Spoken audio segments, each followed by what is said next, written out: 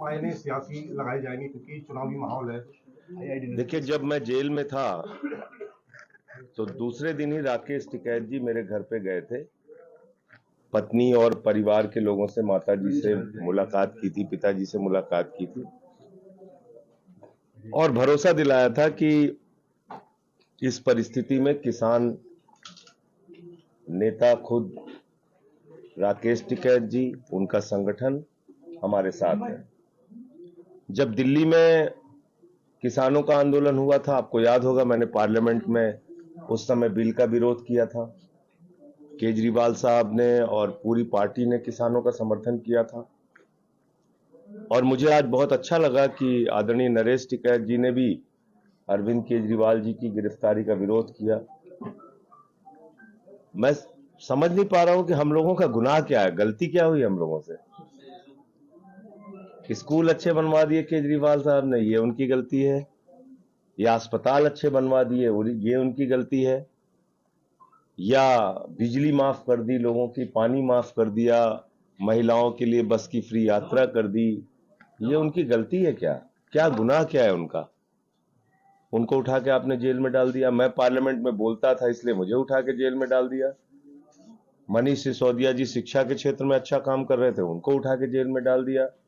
सत्येंद्र जैन जी मोहल्ला क्लिनिक का मॉडल लेके आए, उनको उठा के जेल में डाल दिया। मतलब करना क्या चाहते हैं आप कैसे देश को चलाना चाहते हैं? तीनों काले कानून के खिलाफ हमारे किसान भाई 1 साल तक सड़क पर बैठे रहे, आपको दया नहीं आई? 750 किसानों ने अपनी शहादत दे दी। आज तक उनको एमएसपी की गारंटी जो आपने कहा था कि 50% बढ़ाकर मुनाफा देंगे, आज तक आप नहीं कर पाए। स्वामीनाथन आयोग की रिपोर्ट लागू नहीं कर पाए। आप क्या कर रहे हैं इस देश के लोगों के साथ? अभी आपने गोलियां चलवाई हरियाणा पंजाब बॉर्डर पे, वहां एक किसान शहीद हो गया।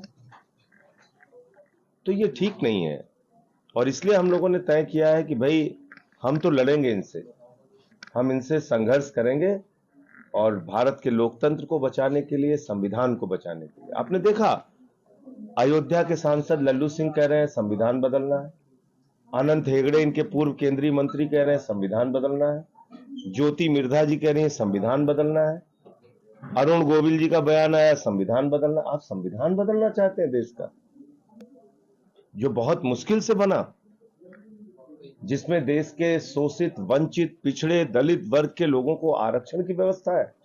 आप चुनाव ही खत्म कर देंगे इस देश में।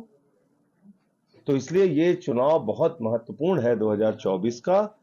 भारतीय जनता पार्टी देश का संविधान बदल देगी, जो कि खुद उनके नेता कह रहे हैं, और भारतीय जनता पार्टी देश में आरक्षण खत्म कर देगी और चुनाव खत्म कर देगी। तो अगर संविधान बदल दिया जाएगा, चुनाव खत्म हो जाएगा, आरक्षण खत्म हो जाएगा, तो लोगों के अधिकार खत्म हो जाएंगे। फिर चाहे जितनी महंगाई बढ़ाए हम कुछ बोल नहीं सकते, चाहे जितनी बेरोजगारी बढ़ाए हम कुछ नहीं बोल सकते, क्योंकि हमारे पास वोट की ताकत तो रहेगी नहीं जो हमारे संविधान ने हमको दी। तो इसलिए ये बहुत महत्वपूर्ण है और हम सबको इस बारे में सोचना है। आज अलग अलग वर्ग को अपमानित करते हैं आप। इनके एक नेता हैं, वो क्षत्रिय समाज के लोगों के बारे में टिप्पणी कर रहे हैं, उनकी बहू बेटियों के बारे में टिप्पणी कर रहे हैं। ये क्या है? आप बहू बेटियों के बारे में टिप्पणी कर रहे हैं क्षत्रिय समाज के? इतना आपका अहंकार और इतनी तानाशाही आपके दिमाग पे सवार हो गई है। तो मैं, जो केंद्रीय मंत्री रूपाला जी ने जो बयान दिया है क्षत्रिय समाज को लेकर और उनके बहू बेटियों को लेकर, मैं सावधान करना चाहता हूं पूरी की पूरी भारतीय जनता पार्टी को। इस प्रकार की भाषा कतई बर्दाश्त नहीं की जाएगी और सूद समेत इसका जवाब दिया जाएगा। ये काम मत कीजिए, आप समाज को अपमानित करने का काम मत कीजिए। तो मुझे इतनी बात कहनी थी और आज मैं आया हूं सिसौली और अभी महात्मा टिकैत जी को अपनी श्रद्धांजलि भी अर्पित करूंगा मुलाकात करके। सांसद जी, आप जेल में गए थे मुख्यमंत्री से मिलने, आपको मिलने नहीं दिया। हाँ, ये भी एक तानाशाही है। आज आप सोचिए कि बड़े बड़े खूंखार अपराधियों को भी सामान्य कैदी की जो सुविधाएं हैं वो मिलती हैं।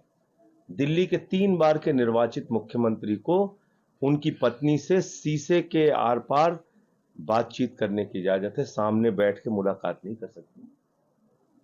पंजाब के मुख्यमंत्री आज गए, उनको भी शीशे के आर पार देखने की इजाजत थी, सामने बैठ के मुलाकात की इजाजत नहीं थी। एक राज्य के मुख्यमंत्री, मैं तो पूछ रहा हूं, तिहाड़ के प्रशासन के इतिहास में आप बताइए कब ऐसा हुआ है कि एक राज्य के निर्वाचित मुख्यमंत्री को दूसरे राज्य के निर्वाचित मुख्यमंत्री से खूंखार अपराधियों को भी जो अधिकार है वो अधिकार उनको नहीं दिए गए और इस तरीके से उनकी मुलाकात कराई जा रही है। तानाशाही है देश में, और किसको आप तानाशाही कहेंगे? एक आदिवासी समाज के बड़े नेता और झारखंड के मुख्यमंत्री को पकड़ के आप जेल में डाल देते हैं। लोगों के बीच में सबसे लोकप्रिय मुख्यमंत्री अरविंद केजरीवाल को आप पकड़ के जेल में डाल देते हैं। संसद में हम लोग सवाल उठाते थे, हमको पकड़ के जेल में डाल दिया। सिसोदिया को, सत्येंद्र जैन को, कितने नाम बताऊं आप। ईडी ने 8000 छापेमारी की है, मात्र 0.5% उनका कन्विक्शन रेट है, यानी कि मात्र 0.5% लोगों पे अपराध सिद्ध कर पाए वो। तो आपने जांच एजेंसियों का मतलब मजाक बना रखा है, खुलेआम आप दुरुपयोग कर रहे हैं। जांच एजेंसियां ऐसे बन गई हैं कि जैसे किसी के खिलाफ भी मुकदमे लिखो, उसको जेल में डालो, उनकी पार्टी तोड़ो, यही कर रहे हैं। इन सारी चीजों के बीच मिलने की उम्मीद है कोई इस महीने? देखिए, माननीय सर्वोच्च न्यायालय में अब मामला है, मुझे पूरी उम्मीद है कि उनको न्याय वहां से मिलेगा और उनके खिलाफ कोई सबूत नहीं है। 12 बयान एक आदमी का लिया गया, 10 बयान में उसने केजरीवाल का नाम नहीं लिया, अंतिम 2 बयान में लिया शरद रेड्डी ने और उसको जमानत मिल गई। बाप बेटे राघव रेड्डी और मंगुंटा रेड्डी ने 10 बयान दिए, 8 बयान में केजरीवाल मायने सियासी लगाई जाएंगी क्योंकि चुनावी माहौल